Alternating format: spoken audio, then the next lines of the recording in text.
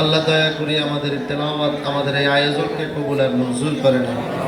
যাদের চেষ্টায় প্রচেষ্টায়, যাদের মাওলা আন্তরিকতার কারণে এই ইন্তজামের ফয়সালা হয়েছে, আল্লাহ সকলের আয় আল্লাহ আমাদের যা তেলাওয়াত করেছে এগুলো সওয়াব হাসানাত লক্ষ গুণ বাড়াই দিয়া নবীজির রওজা ঠার সোনার মদিনার তৈবায় পৌঁছাইয়া দেন। দুনিয়ার শুরু থেকে আজ পর্যন্ত যত নরনারী ইমান নিয়ে কবরে শুয়ে আছে সকলের রুহের মধ্যে হাতিয়া পৌঁছাইয়া দেন। আয় আল্লাহ আমরা যারা এখানে হাত তুলেছি আমাদের প্রত্যেকের মেহেরবান আম্মা আব্বার জীবনের সমস্ত অপরাধগুলোকে মাফ করে দেন। এ আল্লাহ আমাদের মধ্যে অনেকের মেহেরবান আম্মা আব্বা দুনিয়াতে বেঁচে নাই, অন্ধকার কবরে শুয়ে আছে, দয়া করে তাদেরকে মাফ করে দেন।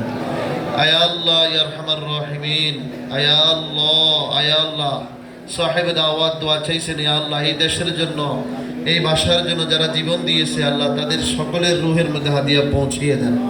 ইয়া আল্লাহ ইয়া আরহামার রাহিমিন, জনাব তারেক রহমানের সাহেবের জন্য দোয়া চাইছেন, ইয়া আল্লাহ তাদের নেত্রীর জন্য দোয়া চাইছেন, এবং যতজন জানায় অজানায় যতজন যে যেখানে মুসিবতে আছে আল্লাহ সকলকে আসান করেন, আল্লাহ সকলকে আসান করেন, আল্লাহ সকলকে ইফতারের উসিলায় সকলকে আসান করেন, আল্লাহ এই দেশের উপর খাস রহম করেন।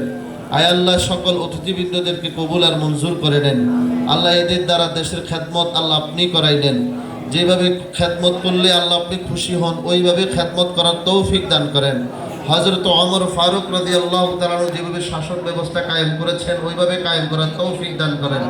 আল্লাহ সকলকে ইসলাম বুঝার মানার তৌফিক দয়া করে দান করেন।